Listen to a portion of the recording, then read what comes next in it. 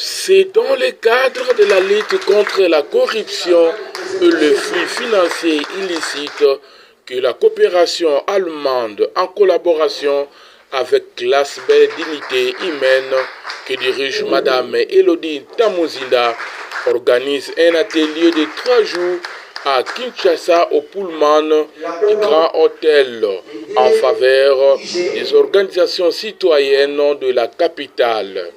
C'était en présence de Yannick Baouma, représentant de la ministre des Droits humains, Madame Caroline Kakuta, la conseillère technique pour la coopération interinstitutionnelle et internationale du projet LICOFI GIZ. Maître Christian Boulambo, représentant du barreau Kinshasa Matete, et Carlos Mopili, acteur de la société civile et professeur à l'IFASIC. Tous ont félicité l'initiative de l'ASBEL Dignité Humaine et surtout le niveau élevé du facilitateur Isiame Koko Choka, expert du secteur. Le modérateur Rufem Paka Mawete qui joue le rôle aussi de complément. Les participants seront outillés dans le but de sensibiliser et améliorer la compréhension du rouage, du blanchiment des capitaux et financement du terrorisme. La présidente de la dignité humaine, Elodie Tamuzinda, et Madame Caroline Kakuta des GIZ circonscrit l'événement. Alors, le projet de lutte contre les flux financiers ici en RDC, ainsi que le LUCOFI, accompagne la société civile dans ses initiatives dans le cadre de la lutte contre la corruption et la criminalité financière. C'est dans ce cadre que nous accompagnons la dignité humaine ASBL, qui a des projets très prometteurs et très intéressants dans ce domaine. Et en vue de les accompagner au mieux, nous avons pris l'option de pouvoir les accompagner dans une sensibilisation de toutes les sociétés civiles partenaires avec lesquelles l'activité humaine travaille, afin de les aider à mieux comprendre cette thématique, à mieux savoir déjà quels sont les concepts de base et quels sont les mécanismes d'usage pour lutter contre le blanchiment de capitaux et le financement du terrorisme. Et la finalité, les participants, qu'est-ce qu'ils feront après? En fait, cette activité, cette série de sensibilisation que nous venons de commencer, c'est une première étape, je vais l'appeler une préparation de terrain. Nous sommes en train d'accompagner la dignité humaine ASBL à préparer la société civile aux différents projets qu'elle compte lancer dans les mois qui arrivent, pour permettre justement à la société civile de bien exécuter ces projets qui sont très porteurs, ça je peux vous le dire.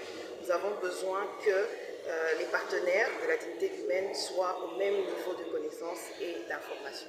Les partenaires, comme vous le saviez, la dignité humaine, ce n'est pas juste la dénomination.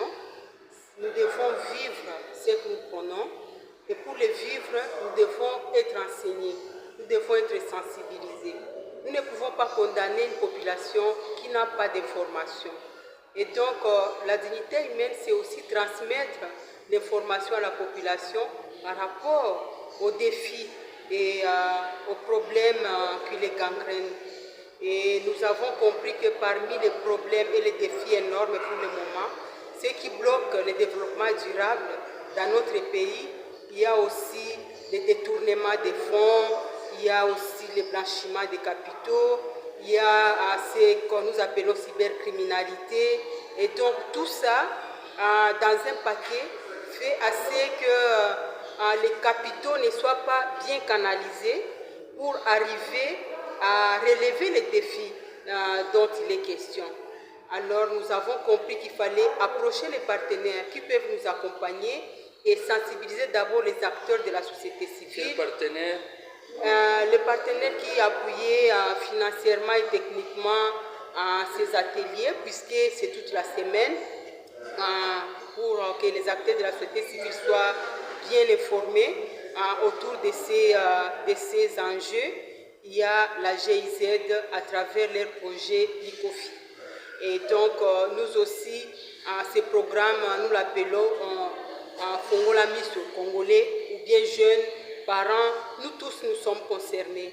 Et nous ne pouvons pas sensibiliser juste les autorités. Il faut commencer par les noyaux. Et les noyaux, c'est nous, la société civile.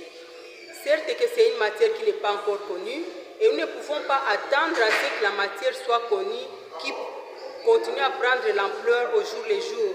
Nous devons d'abord nous approprier la matière, les sujets en question, et ça fait déjà débat, l'effet de subir les conséquences, mais il fallait voir réellement l'origine, la genèse de tous ces problèmes, où est-ce qu'ils nous viennent, et pourquoi est-ce que ça prend de l'ampleur.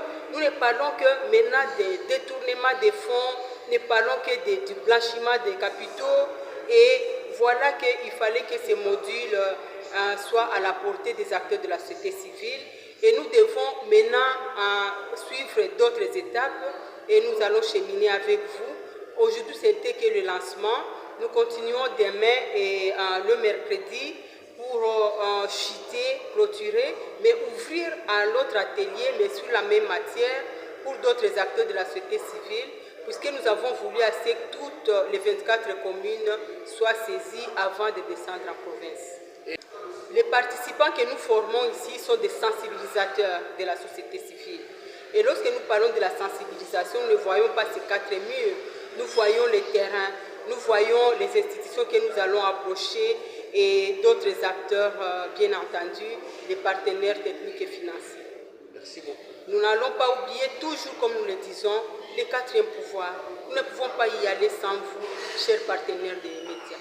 Nous voyons presse écrite, presse en ligne, en médias traditionnels, classiques. Donc vous tous ensemble, c'est vous qui formez ce 4e pouvoir qui nous accompagne pour que les messages soient relayés jusqu'à la base. Merci beaucoup. Et nous croyons que vous allez quand même aussi nous aider pour que les autorités comprennent quelles sont nos préoccupations. Nous sommes tellement préoccupés que nous disons, nous commençons d'abord par nous-mêmes. Nous ne pouvons pas savoir nettoyer l'œil de l'autorité, des dirigeants du prochain, au moment où les nôtres coulent, puisque c'est une matière qui concerne tout le monde. Nous sommes aussi concernés.